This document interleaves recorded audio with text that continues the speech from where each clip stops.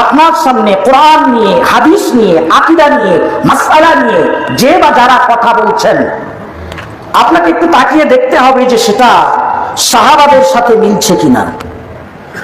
যদি কোনো জামাত সাহাবাদেরকে বিদআতি বলে, কোন জামাত সাহাবাদেরকে ফাসিক বলে, যদি কোন জামাত এমন হয় যে সাহাবা বা সাহাবীদের আমল দেখালে বলে ছাড়ো সব, কোরআন চাই, হাদিস চাই, আল্লাহ এবং আল্লাহর রাসূল অনুসরণীয়, আর কে কি বললো জানি না, কে কি বললো জানি না, মানে সাহাবাদেরকে মানি না, যদি তাদের নেচার, অভ্যাস, স্বভাব এমন হয়, তাহলে বুঝবেন নিশ্চয়ই তারা ৭২টি চোরা দরজার কোন দরজায় ঢুকে পড়েছে।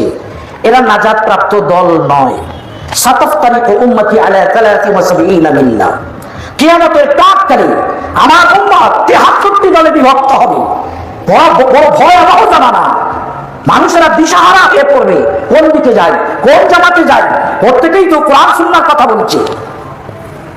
এমত অবস্থায় আপনাকে স্মরণ রাখতে হবে প্যারে নবী সাল্লাল্লাহু আলাইহি সাল্লামের সুন্নাত এবং রাসূলুল্লাহ সাল্লাল্লাহু আলাইহি সাল্লামের সাহাবাদের আদর্শ, আকীদা, আমল, মত পথ, এছাড়া নাজাতের কোনো রাস্তা নেই। ক্লিয়ার কথা বলছি। আপনি যদি কোনো জামাতকে দেখেন, জুমার নামাজের জন্য তারা একটা আযান দেয়, আরেকটা আযান বর্জন করেছে। কেন? ওটা বিদআতে উসমানী, উসমানের আবিষ্কার করা বিদআত। আপনি চোখ বুজিয়ে বলতে পারেন এরা আহলুস সুন্নাহ ওয়াল জামাতের অন্তর্ভুক্ত নয়। মেয়েরা যেমন হাড়ি থেকে একটা ভাত তুলে টিপে দেখে না, আপনি এটা দেখে নেবেন। জুমার নামাজের জন্য দুটো আযান দেয় না, একটা আযান দেয়। আবার আপনাদের সামনে এসে বলে বুখারীর এত নম্বর হাদিসে এই আছে। কেন? তারা সহিহ বুখারীর 916 নম্বর হাদিসটি পড়ে না?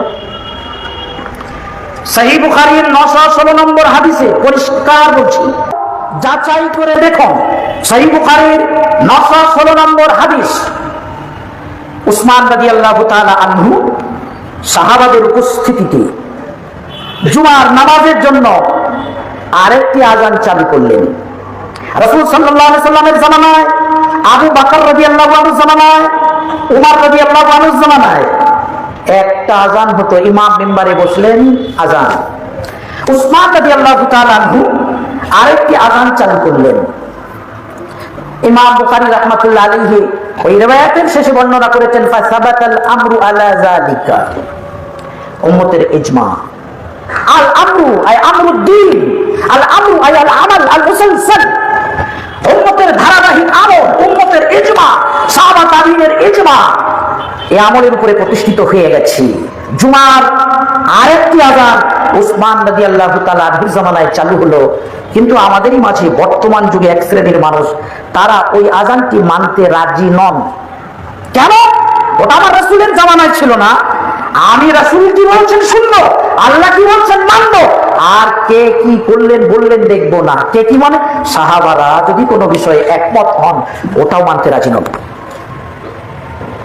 তো যারা বুখারীর হাওয়ালা দিয়ে কথা বলে, কোরআনের আয়াত দিয়ে কথা বলে, আপনি এই আমলটি তাদের সাথে মিলিয়ে দেখুন, তাদের মসজিদে জুমার জন্য দুটো আযান হয় কি? আমি উদাহরণস্বরূপ একটি মাসআলা আপনাদের কাছে পেশ করলাম, খোঁজ নেবেন তাদের মসজিদে দুটো আযান হয় কি? না, হয় না। প্রকাশ্যভাবে হিম্মত করে বলেছেন ওটা বিদআত, যদিও উসমান চালু করেছে, ওটা বিদআত। আরে বেটা, সহিহ বুখারীর হাদিস বলছে ফাসাবাতাল আমরু আলা যালিকা, উম্মতের ইজমা'র উপরে প্রতিষ্ঠিত, আমরুদ্দিন, দ্বীনের আমল হিসাবে এটা প্রতিষ্ঠিত, ধারাবাহিক আমল হিসাবে সেই সাহাবাদের থেকে ওয়াদারবি চলছে, সকলের বিষয়ে একমত। তুমি জুমার দিন এসে ওই আযানটাকে বিদআত বলে দিচ্ছ। উসমান রাদিয়াল্লাহু তাআলা আনহু সহ সাহাবায়ে কেরামের জামাত যদি বিদআতি হয়, তাহলে কি ইমাম আবু হানিফা রাহমাতুল্লাহ আলাইহির মুখে সোনার চামচ তুলে দেওয়া হবে? ভাবার বিষয় আছে। যদি দেখেন কোন জামাত, কোন দল, কোন ফিরকা এই ধরনের মাসআলায় সাহাবাদেরকে উপেক্ষা করে চলছে, তাহলে আপনাকে বুঝে নিতে হবে কোরআনের নামে ধোঁকা দিচ্ছে, হাদিসের নামে ধোঁকা দিচ্ছে।